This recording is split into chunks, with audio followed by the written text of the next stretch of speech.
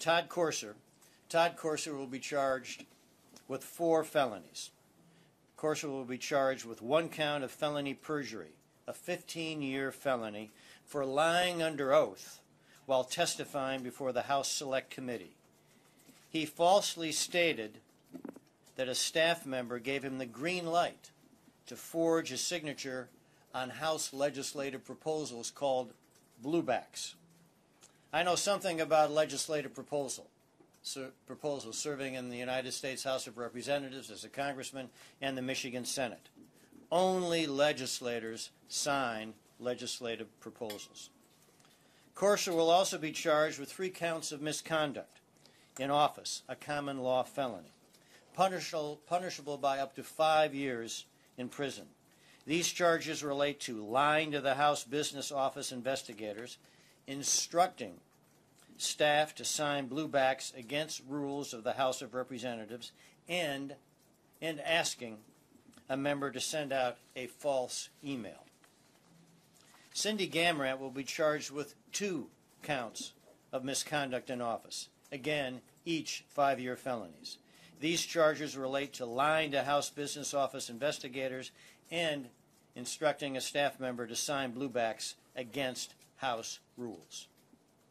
I will also be referring to Secretary of State Ruth Johnson potential evidence of campaign finance violations involving doing political work on state time.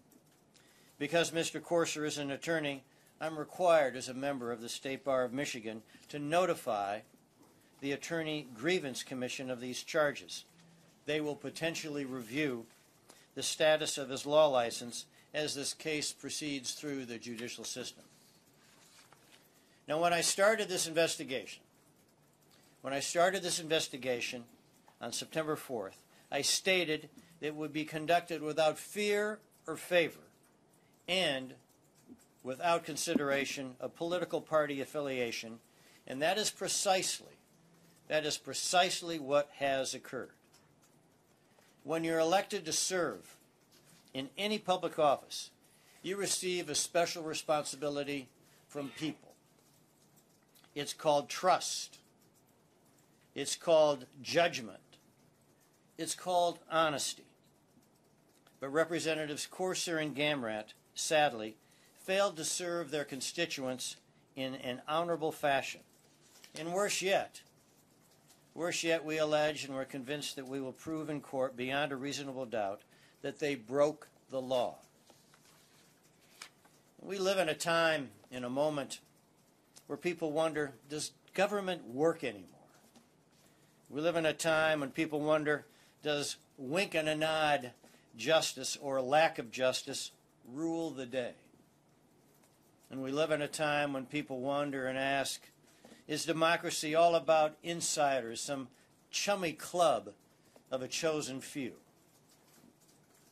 Well, I hope that with the filing of these charges and the unified efforts of the Department of Attorney General and the Michigan State Police, we are demonstrating to the citizens of Michigan that no one is above the law, not even those who walk in the halls of power. We're demonstrating that no one is beyond the reach of the law, not even those who make laws. And we are demonstrating when laws are broken, that justice can and will be delivered.